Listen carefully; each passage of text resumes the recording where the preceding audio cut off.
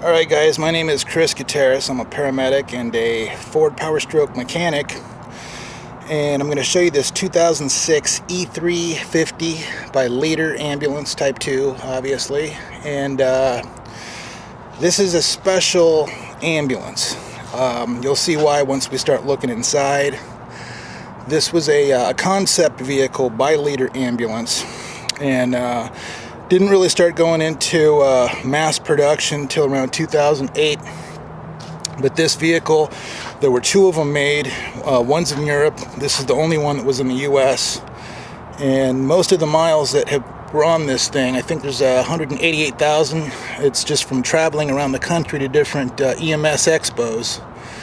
And we got this thing from Leader a couple years ago, and we've been using it as a special event ambulance.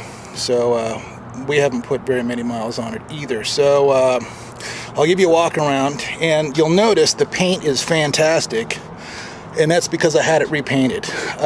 When we took the decals off, because it's been parked outside, you could see there was fading on the paint. You could read what it used to say, and I know that whoever buys this thing doesn't want that. You want to be able to put your graphics up and make it like it was yours the whole time. So we painted the body. The fiberglass up above, we did not paint. You can paint it. I don't recommend it though. It does, unless you're not going to have the vehicle very long, because it will start to come off unless, if you spend some money and have the thing primered first and then paint it, you're okay there. But if you just try to put paint on there, especially if it's going to be parked outside, you're going to get bad results. Anyway, let's start going inside, and I'll start showing you. You'll notice also there's a backup camera. Let me back up a little bit, because there's also, you probably noticed this and I went right by it, there's fender cameras also. So I'll explain that a little bit more when we get inside. But let me fire it up. So we got juice back there. Shoreline connection right there.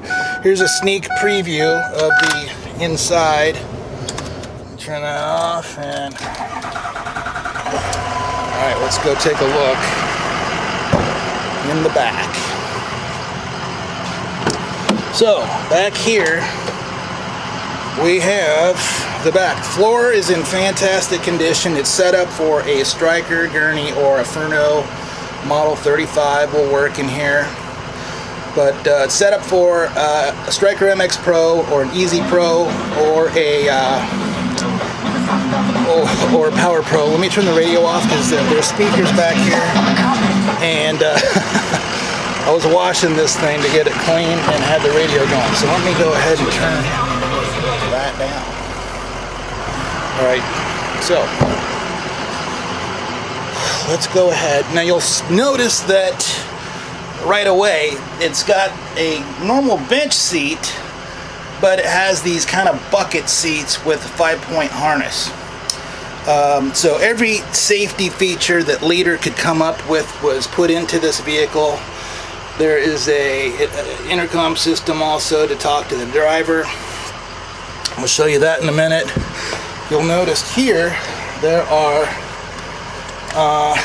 switches that are the same switches on the action wall. And the reason they're here is if you do use the 5-point harness, you're kind of strapped in. And so if you want to change the speed of the air conditioning or the heater or the temperature or anything like that, you can do it from right here. If you want to put this thing out of the way, you can put it up there. If you want to put a patient here on the bench seat, you'll see that there's a sharps container underneath there, and there's that. So there's these center buttons there. There's a huge space for a stair chair to go over there. Up above the doors, you'll notice there's 3 places for boxes, plus another space up next to that. Some sliding plexiglass doors for cabinet space there, as well as there, and a lockable narcotics locker right there. There's more cabinet space up there. There's a big kind of cupboard here with an adjustable shelf. There's space down there where you would put your jump bag, and you know, you can access that from the side doors. The jump seat has an integrated child seat. It's kind of a big plus to have. This is a full-size jump seat. You don't normally see that in a Type 2. Usually it's just kind of a corner little stool type thing there.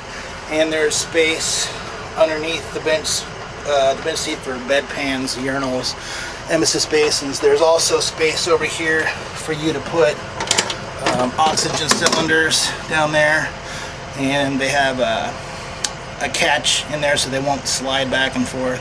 There's also another lockable area. You'll see there's a key on there. I have the key for that too.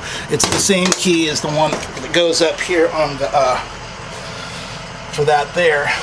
And then there's space down below, over here, and over there.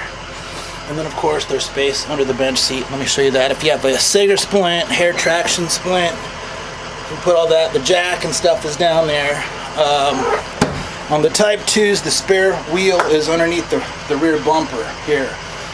The fuel tank, excuse me. The fuel tank is located in the middle of the frame. So the spare tire is right down there, and it drops down. If you use, right there is the port where you put there's a little crank, slide it in there, you lower the spare down, and boom, Bob's your uncle. Yeah, and then down below there, before I forget, that's where the inverter is located. You have to pull the antlers up in order to pop that open, but the inverter is down below, and that is right here. And you see, notice that on the plug here, that light is off. As soon as I hit invert, the plug comes to life. And there are, I believe there's a plug over there on that. So if you have something you want to charge up over there. And is there one over there? I guess not. So there's just two plugs there to charge. I don't know if you have a Power Pro, you want to charge your gurney batteries or whatever. To turn it off, you just hit it again. And then it's also a battery charger. If you connect the ambulance to a shoreline, it will charge the batteries. And then while I'm down here, I'll go ahead and show you. This has a digital readout for the oxygen. It's got a brand new tank, so it's showing 2,135 pounds of pressure in the O2 tank. When this gets down to, I believe it's 200 psi, an alarm will go off, and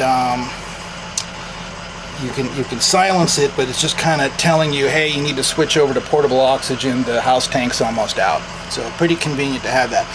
Up here are the switches. You'll notice that they're different from the regular Leader toggle switches that you normally see. This is called Leader Soft Touch, and then that just dimmed the lights down to there. We can go off, we can go high. See there? Down there, boom.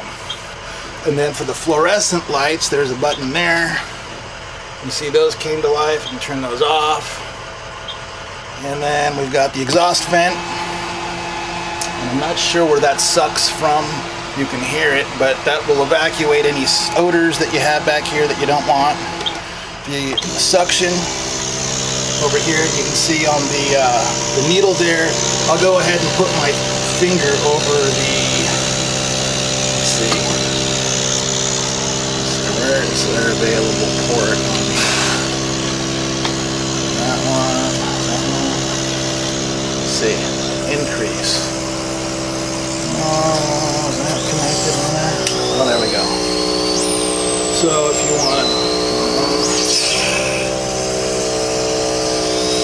okay, yeah. And so if you want to increase it or decrease it, you just adjust the knob, and that will do that. And then turn it on and off, you just hit the button there. Then we have the AC, which feels really good right now. It's on high. This is the fans, the speed selectors right here. So you got low or high. And what's cool is they come out of come out of all of these, all along the length of the ambulance. There are vents that are blowing out the O2. You can probably hear that on the microphone there. And then if you what determines heat or cool is that. So you got cool, you see the blue light come on, the red light comes on for heat. And there's that. And then it has electric oxygen.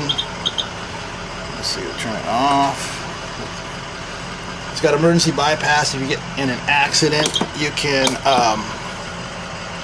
kill the oxygen so it's not flowing to the back anymore.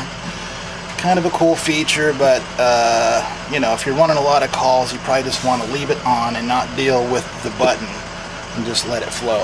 Let's see, what else is back here?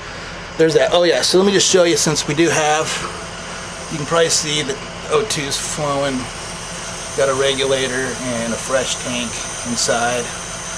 And yeah, you always want to make sure the O2 works in an ambulance, because if it's not, that is very pricey to take the walls down and find out what the problem is. Okay, so let's go look in the cab.